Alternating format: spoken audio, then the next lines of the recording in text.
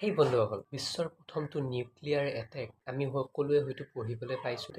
Actually nuclear attack বুলি ক'লে আমি গম পাওঁ যে হিৰোশ্বিমা নাগাচাকি যোনটো আমেৰিকাই এটমিক বোমা বিস্ফোৰণ পেলাইছিল, বম পেলাইছিল আৰু হিৰোশ্বিমা নাগাচাকি জাপানৰ, যাৰ ফলত কিছু ছেকেণ্ডৰ ভিতৰতে লাখ লোকসকলৰ মৃত্যু হৈছিলে। থিতাতে মৃত্যু মাত্ৰ কিছু ছেকেণ্ডৰ ভিতৰত।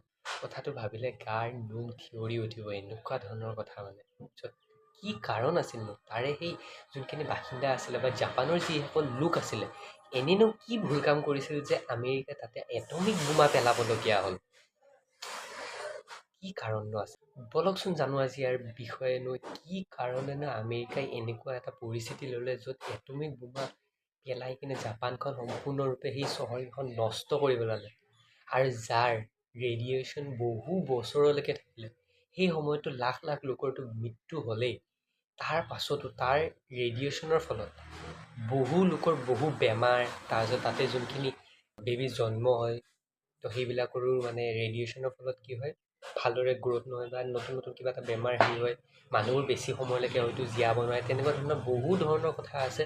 বলক আজি জানো। ভিডিঅ'টো শেষলৈ চাব বুলি আশা কৰিছোঁ। ভিডিঅ'টো কিমান ডাঙৰ হয় নাজানো, কাৰণ ময়ো জানো যে আপোনালোকে ভিডিঅ'বোৰ ডাঙৰ হ'লে চাই আমনি পায়, স্কিপ কৰি চাই বা হাফকৈ চাই কিনে থৈ দিয়ে বুলি জানো। সেইকাৰণে মই যিমানখিনি পাৰোঁ যে শ্বৰ্টকৈ বনাবলৈ বা এই শ্বৰ্ট টাইমৰ ভিতৰতে কেৰি কৰি কিনে একেবাৰে গোটেইখিনি টপিক সোমাবলৈ ইনক্লুড কৰিবলৈ চেষ্টা কৰিম। তো বলক পলম নকৰি আজি ভিডিঅ'টো আৰম্ভ কৰি দিম। চ' এই কাৰবাৰটো আৰম্ভ হয় দ্বিতীয় বিশ্বযুদ্ধৰ সময়ত, যেতিয়া আমেৰিকাই পাৰ্ল হাৰ্বাৰ নামে এটা বন্দৰগাহ, যোনটো প্ৰশান্ত মহাসাগৰৰ মাজত অৱস্থিত। তো তাতে কি কৰিছিলে, পাৰ্ল হাৰ্বাৰ সেই ঠাইখিনিত আমেৰিকাই নিজৰ এটা বেছ নিৰ্মাণ কৰিছিলে, য'ত সৈনিকসকলৰ সম্পূৰ্ণ শক্তিশালী সৈনিকৰ ব্যৱস্থা এটা নিৰ্মাণ কৰিছিলে, তৈয়াৰী কৰি আছিল যুদ্ধখনৰ কাৰণে, ধৰি লওক তেনেকুৱা ধৰণৰ, য'ত 120 নেভি জাহাজ, য'ত বৰ্তমান সময়ত আমাৰ ভাৰতত এতিয়া 120 সৈনিক লাড়াকু যোনবিলাক জাহাজ থাকে সেইবিলাক নিৰ্মাণ হৈছে হয়তো, কিন্তু সেই সময়তে আমেৰিকাই 120খন নেভিৰ কাৰণে সৈনিক জাহাজৰ নিৰ্মাণ কৰিছিলে। তাৰ লগতে আৰু এক্সট্ৰা আৰু অৰ্ডাৰো দিছিলে বনাবৰ কাৰণে। এতিয়া মেইন কথাটো হৈছে যে পাৰ্ল হাৰ্বাৰ আছে নহয়, এইখন মেপখন দেখিছে, এইখন হৈছে জাপান, তাৰপাছত এইখন হৈছে আমেৰিকা, আৰু পাৰ্ল হাৰ্বাৰ আছিলে এইখিনি জেগাত। এইখিনি হৈছে পাৰ্ল হাৰ্বাৰ। যিহেতু এতিয়াৰ সময়ত সেই 120 নৌসেনাৰ তৈয়াৰী হয়তো কম হ'ব পাৰে, বা সেই সময়তে দ্বিতীয় বিশ্বযুদ্ধৰ সেই সময় চলি থকা সময়ত তেতিয়া 120খন নৌসেনাৰ বাহিনীৰ জাহাজ তৈয়াৰ কৰা, অকল কেৱল সেয়াই নহয়, তাতে উৰাজাহাজ, সম্পূৰ্ণ এটা বন্দৰগাহ। আপোনাক যিখিনি জেগাখিনি দেখালো তাতে সৰু এটা আইলেণ্ড টাইপ, সম্পূৰ্ণ এখন টাপু আমেৰিকাই সম্পূৰ্ণ সৈনিকসকলৰ বাবে নিৰ্মাণ কৰিছিলে। যেতিয়া জাপানে পাৰ্ল হাৰ্বাৰৰ যোনটো তৈয়াৰী, আৰ্মি সেনাৰ যোনখিনি তৈয়াৰী কৰি আছে আমেৰিকাই, তো সেইবিলাক কথা যেতিয়া শুনে, তেতিয়া জাপান শ্বকড হৈ উঠে। ভাবিলে যে আমেৰিকাই এনেকৈ যদি তৈয়াৰী কৰি থাকে তেতিয়াহ'লে কি হ'ব, জাপানতকৈ বহু আগত গুচি যাব, আৰু সিহঁতৰ পৰা জাপানৰ হয়তো ভয় হ'বলৈও ধৰিব পাৰে, হয়তো এটেক কৰি দিব পাৰেতো। তো সেইবিলাক ভয় কৰিলে, যিহেতু তেখেতৰ যদি সৈনিকৰ সংখ্যা যদি বাঢ়ি যায়, দেন কি হ'ব, তেখেতসকলে হয়তো ভয় কৰিব লাগিব। তাৰ পাছত জাপানে কি কৰিলে, তেখেতসকলৰ যোনখিনি এক্সপাৰ্ট ইঞ্জিনিয়াৰ্ছ, তেওঁলোকক ক'লে যে আমেৰিকাই যিদৰে ডাঙৰ ডাঙৰ লাড়াকু জাহাজ নিৰ্মাণ কৰিছে, আমাকো তেনেকৈ তেখেতৰ মোকাবিলা কৰিব পৰাকৈ আমাৰো তেনেকৈ তৈয়াৰী কৰা বুলি ক'লে। আৰু তেতিয়া ইঞ্জিনিয়াৰিংসকলে, এক্সপাৰ্ট যোনবিলাক, তেখেতসকলে ক'লে যে এই আমেৰিকাৰ তুলনাত আমি যদি তেনেকৈ যদি লাড়াকু জাহাজ যদি তৈয়াৰী কৰিব যাওঁ, বা তেনেকৈ যদি বেছ যদি তৈয়াৰী কৰিব যাওঁ, ৰেডি কৰিবলৈ যাওঁ, দেন আমাক তেতিয়াহ'লে 40 বছৰৰ সময় লাগিব। আৰু তেতিয়া জাপানে কি কৰিলে, তেওঁলোকে এটা আলোচনা কৰিলে, মিটিং এখন বহালে, আৰু মিটিংখনত আলোচনা কৰিলে যে আমি যদি আমেৰিকাৰ খিনি সেই পাৰ্ল হাৰ্বাৰ যোনখিনি ঠাই, তেখেতসকলৰ যোনটো বেছ কেম্প তেনেকৈ তৈয়াৰী কৰি আছে, ৰেডি কৰি আছে, সেইটোত যদি আমি এটেক কৰোঁ, প্ৰত্যেকখন জাহাজ যদি আমি নষ্ট কৰি দিওঁ, তেতিয়াহ'লে কি হ'ব, জাপানৰ তুলনাত কম হৈ থাকিব, আৰু তেতিয়া তেওঁলোকৰ কোনো ভয় নহ'ব। আৰু লাষ্টত জাপানে কি কয়, ৱেল ডান, আমি এইটোৱে কৰিম। তেনেকৈ প্লেনিংখনত ঠিক কৰে। 7 ডিচেম্বৰ 1941ত জাপানৰ পৰা নৌসেনা যোনবিলাক নেভি, যোনকেইখন তেখেতৰ জাহাজ আছে, নৌসেনা দি নেভি, তাৰপিছত উৰাজাহাজ যোনবিলাক বায়ুসেনা আছিল, সকলো পঠিয়ায় 7 ডিচেম্বৰত। তাৰপাছত তেওঁলোকে প্লেনিং এনেকুৱা ধৰণে কৰিছিল, এনেকুৱা ধৰণৰ প্লেনিং নহয় যাব আৰু মাৰি দিব, ডাইৰেক্ট ৰকেট পেলাই দিব, গুলিয়াই দিব, তেনেকুৱা ধৰণৰ নহয়। তেওঁলোকে একুৰেট প্লেনিং কৰিছিলে যে কোনে গৈ ক'ত গুলিয়াব, কোনে গৈ কোনখিনি জেগা নষ্ট কৰিব। যিহেতু পাৰ্ল হাৰ্বাৰত বহুকেইটা এৰিয়া বেলেগ বেলেগ ধৰণে আছে। ধৰি লওক এইটো পাৰ্ল হাৰ্বাৰ এৰিয়া, ঠিক আছে, এইটো হৈছে পাৰ্ল হাৰ্বাৰ এৰিয়া। তাৰপিছত ইয়াতে কি হ'ল, বহুকেইটা বেছকৈ মানে ভাগ কৰা আছে। ধৰি লওক ইয়াতে টেকনিকেল নে ৰিচৰ্চেছৰ কিবা বস্তু আছে, ইয়াতে আছে যোনবিলাক মানে নেভি মানে জাহাজবিলাক আছে সেইবিলাক আছে। তাৰপিছত ইয়াতে হৈ গ'ল যোনবিলাক বাংকাৰ্ছ আছে, যোনবিলাক মানে সৈনিকসকল থাকে সেইবিলাক আছে। তাৰপিছত ইয়াতে তেওঁলোকৰ ফেমিলিজবিলাক থকা এনেকুৱা ধৰণৰ কিবা হ'ব পাৰে। তাৰপিছত ইয়াতে যোনবিলাক মানে উৰাজাহাজ উৰিবৰ কাৰণে এটা ৰ'ড থাকিব, তো তাতে ধৰি লওক ইয়াতে ৰ'ডটো আছে, ঠিক আছে। তাৰপিছত ইয়াতে যোনবিলাক মানে বন্দৰগাহ, যোনবিলাক মানে জাহাজবিলাক আহি কিনে ৰখিব ধৰি লওক, সেইবিলাক মানে এইফালৰ পৰা আছে। আৰু ক'ৰবাত আছে ইয়াতে ৰিপেয়াৰিংবিলাক আছে, যোনবিলাক জাহাজ মানে ধৰি লওক বনাইছে, তো তাতে কিছুমান ৰিপেয়াৰিং কৰিবতো লাগিব ন যদি বেয়া হৈ যায়, তো এইবিলাক ৰিপেয়াৰিঙৰ এৰিয়া আছে। ইয়াতে ধৰি লওক চিফবিলাক আছে, তেখেতৰ যোনবিলাক কাৰ্নেল চাৰ্নেল এনেকুৱা ধৰণৰ যোনবিলাক ডাঙৰ ডাঙৰ অফিচাৰ থাকে, তো সিহঁতেতো কোৱাৰ্টাৰ চোৱাৰ্টাৰ কিবা এটা থাকিব ন।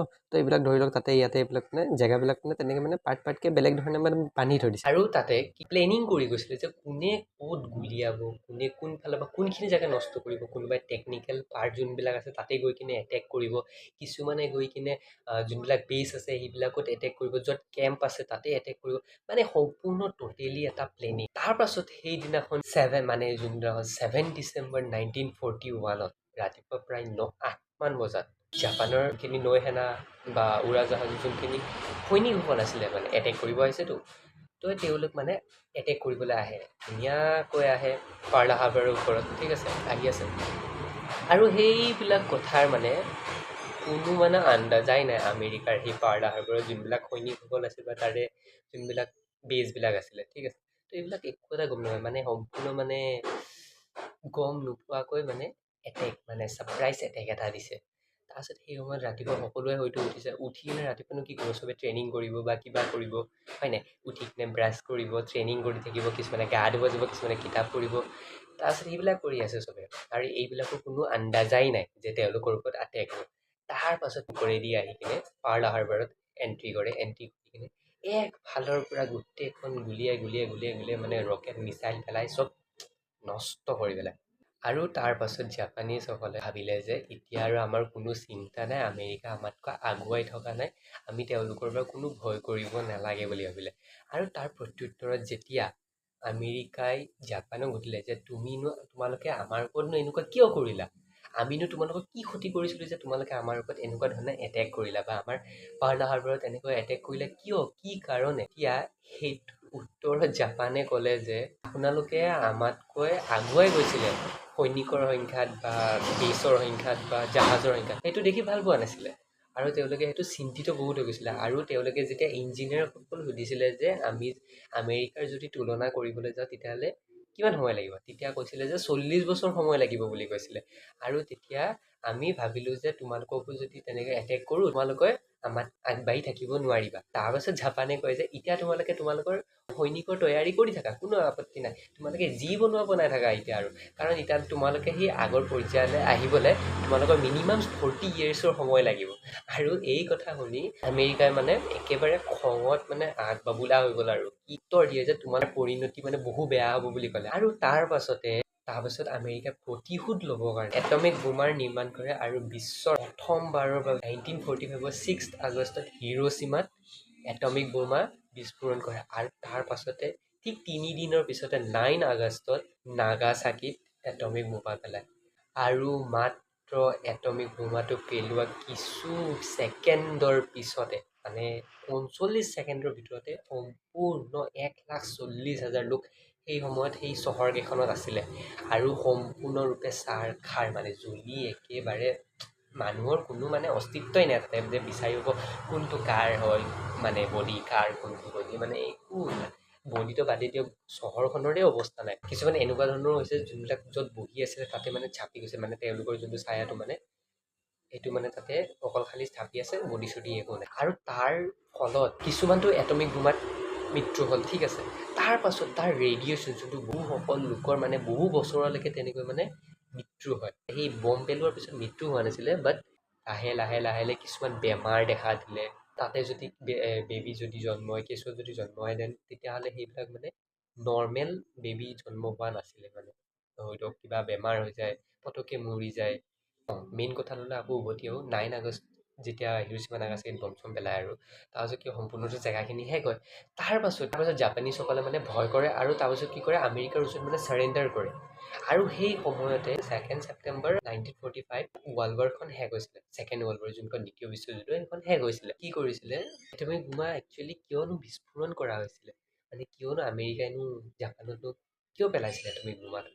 তো ইয়াৰ ওপৰতে আলোচনা কৰিবলৈ আজি এই ভিডিঅ'টোত চেষ্টা কৰি, ভিডিঅ'টো চাই কেনে পালে কমেণ্ট এটা কৰি নিশ্চয় জনাব আৰু লাইক কৰক, বন্ধুসকলৰ মাজত শ্বেয়াৰ কৰক। ভিডিঅ'টো কিমান দীঘল হৈছে মই ট্ৰাই কৰিছোঁ যে শ্বৰ্টকৈ কৰোঁ, শ্বৰ্টকৈ বনাওঁ ভিডিঅ'টো, কাৰণ মই জানো যে আপোনালোকে ডাঙৰ ভিডিঅ' চাই কিনে আমনি পায় আৰু লাষ্টলৈকে নাচায়। তো ভিডিঅ'টো লাষ্টতে চাব, কাৰণ এইটো বনাওঁতে কষ্ট হয়, যিহেতু চাবলগীয়া হয় যে আমি বনাওঁতে মানে যোনবিলাকে ভিডিঅ' বনাওঁ বা যি কৰোঁ, চেষ্টা কৰোঁ আপোনালোকে যাতে বুজি পায় কথাখিনি, কিবা থাকি গ'ল নেকি। তো বহুত ট্ৰাই কৰি কৰি কৰি মানে ভিডিঅ'টো শেষলৈকে বহুত ডাঙৰ হৈ যায়। তাৰপাছত সেইকাৰণে তো ভিডিঅ'টো অলপমান চাব শেষলৈকে আৰু দেই।